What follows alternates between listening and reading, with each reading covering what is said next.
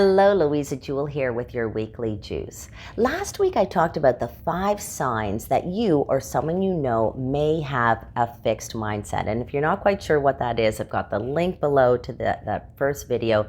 Go ahead and watch that first.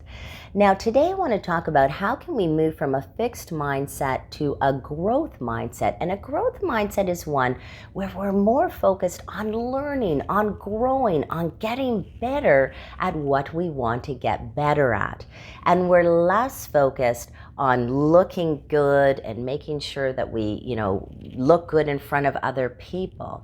So the whole idea with a fixed mindset is that people can be overly concerned with what other people think, and then it stops them from engaging in challenges that could take them to the next level, that could move their skills to a level that would make them exemplary, that would make them so much better at what they do. When we're overly concerned with what other people think, we don't live our lives the way we really want to live our lives, our authentic lives. Now, caring about what other people think is normal and natural. I mean, it's a deep personal human need that we have. Imagine if we never cared about what other people thought. Society would be mayhem, right?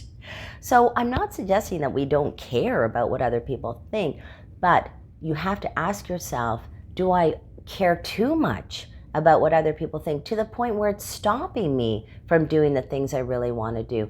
Am I not writing my book because I'm worried about what other people might think if it's not good enough? Am I not dyeing my hair purple because I care, that people might think I'm, strange if I do that? Or I'm not going to go to Burning Man because, oh my gosh, what are people going to think if I go to Burning Man, right? Like, you may be stopping yourself from living the life you really want to live only because you care too much about what other people think. So today I want to talk about 3 strategies on how you can care less about what other people think and move more into a growth mindset. And I have so many strategies on how to move to a growth mindset that I'm going to do a part 3 to this video. So stay tuned next week for part 3. Okay, so the first strategy that I want to talk about is to when you're trying something new, okay, you're not going to be good at it, okay? I don't know how we got this idea to think that we're practicing something new and we should be perfect at it. And oh my gosh, how embarrassing when we're not perfect at it. No, you should be bad at it. It's okay to be bad at it if you're trying something new. So give yourself that kind of permission to go and be bad at something, and just say to yourself, I'm learning something new, I'm learning, I'm growing. So it's okay if I'm not perfect right out of the gate. What you want to do is you want to maintain your self-esteem while you do that. So you want to say, look, it's not about me. I know I'm intelligent, savvy, talented, right? I just don't know this thing that I'm learning yet. I just don't know it yet. I will get there. So always, every time you try something, continue to feel good about yourself and say, look, I still got it. It's just I don't have this thing that I'm trying. I don't have that yet. I'm not where I want to be yet. I'm not at that excellence level where I want to be just yet. But I will get there if I keep trying and focusing. So every time you try and fail or you're disappointed, just think, what did I learn? How can I do things differently next time? What is the right, maybe I used the wrong strategy, resource, maybe there's something about how I approached it. Let me learn about that, try again, okay? Keep trying, but always feel good about yourself as you try that thing time and time again.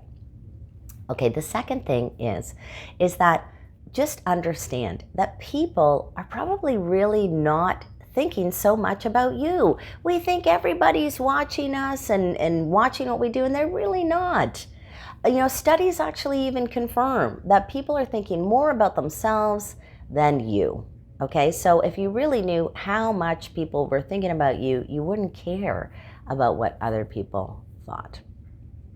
And the third thing is embrace your non-perfection. Embrace the things that you screw up at. Embrace your messiness. Embrace things that you're weak at. It's okay. We all have those things. We've all screwed up. We've all made mistakes. Everybody does it on a daily basis. So embrace that and be okay with it rather than beating yourself up or feeling shame about that. Just feel okay about it. We don't have to be shameful about something that we are all doing. It's okay. And here's the thing.